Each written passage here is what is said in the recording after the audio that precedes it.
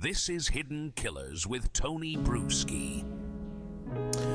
In today's segment, we're going to be diving into the perplexing case of Luigi Mangioni, the Ivy League graduate accused of the cold-blooded assassination of United Healthcare CEO Brian Thompson. What's truly astonishing in this whole case is the substantial public support.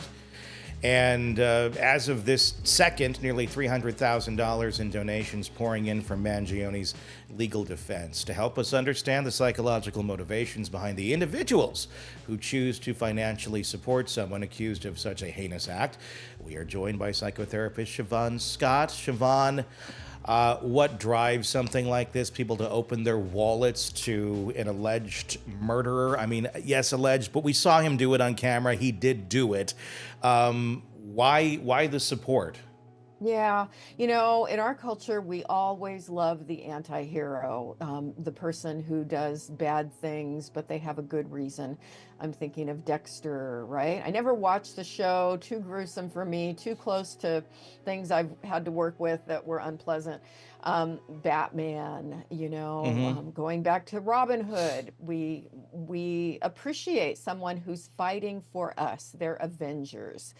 And I think Luigi tapped into the anger at corporate America and our failed healthcare system, and he became a hero for people. And he really sees himself as somebody who was fighting for everybody else. But so did the Unabomber. But the Unabomber was not attractive, and so I don't think we saw people coming forward to send him money. But Luigi is many women's romantic fantasy.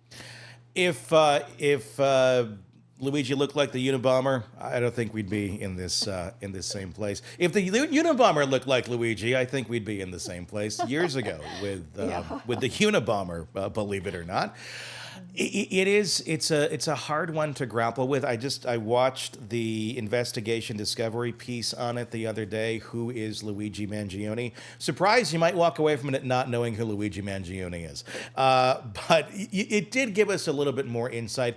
An upbringing that really was not fraught with trouble or problems. A family that really was pillars of the community, as far as we know. Brothers, sisters, everybody, decent places in life, mom, dad, good, decent people, just spoken of super highly everywhere. To this day, the family is still very, very well respected.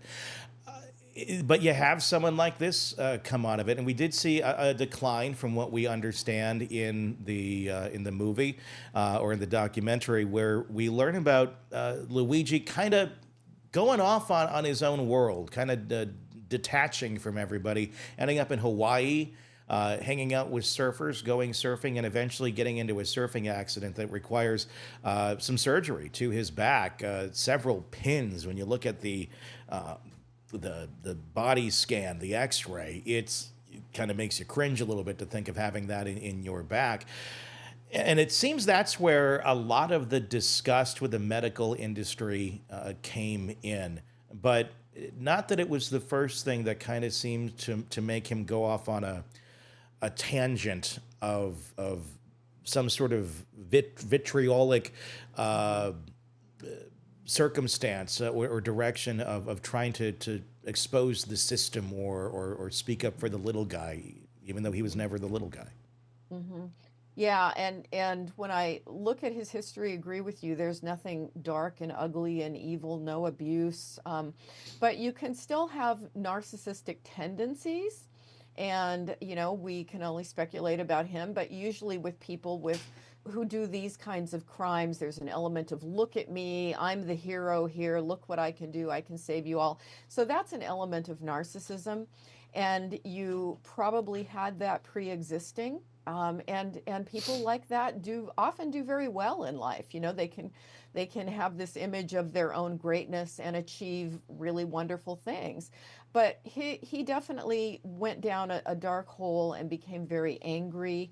And as I understand it, detached from his family, in the months before the murder. And the pain he went through and frustration with the medical system may have fed anger, and that we can certainly speculate was part of what drove him to develop this whole idea that he had. When people look at Luigi Mangioni, do you think they see narcissists there? I mean, the way that you do, the way that I do, the way that people who understand that do, that really kind of look at this and dig in and go, yeah, total narcissist here. But does the general public see him that way? No, I don't think so.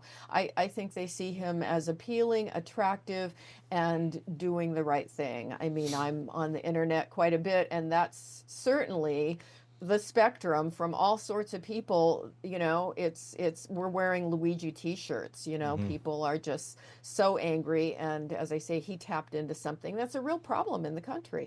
Is it the attractiveness that's standing out there? Because I can think of many other large figures in this country right now who are malignant narcissists that are just, you know, and I'm not trying to make a political statement here, but look, our president, total freaking narcissist. Again, I'm not making a political statement, just look, he is. And you have a lot of love for that type of personality, it seems. People get excited when they talk about that personality that basically, screw you to the world, I'm going to do what I want to do. Again, not being political, just that's kind of the attitude of I'm going to do what I want to do, and that's the end of it. Why do people seem to love that type of personality? Because with Luigi Mangioni, we saw the same thing. Screw you, I'm going to take this guy out. You know, the rest of it be damned. How I frame it is a person like this is a stand-in. He's a representation for everybody else's dark side. And a lot of people have revenge fantasies, thoughts of what they'd like to do to people who aren't like them, you know, the out group, what we want to do to the rich people, or what we want to do to minorities. I mean, it can go all over the place with what their revenge fantasies are. But then you have a person that comes along like this and they act out the fantasy. They may say cruel things about minority groups. Maybe they don't ever do anything violent, but they speak what their thoughts really are. And I think our president does that. He can say very cruel things about other people. And people love it. People who have that dark side and have a lot of anger that they're sitting on, and this may be fed by the media they watch, and it's finally like, whoa, somebody came along and did what I've always been thinking about. And that's the scary thing, the revenge fantasies. Want more on this case and others? Then press subscribe now and don't miss a moment of true crime coverage from Tony Brueski and the Hidden Killers podcast.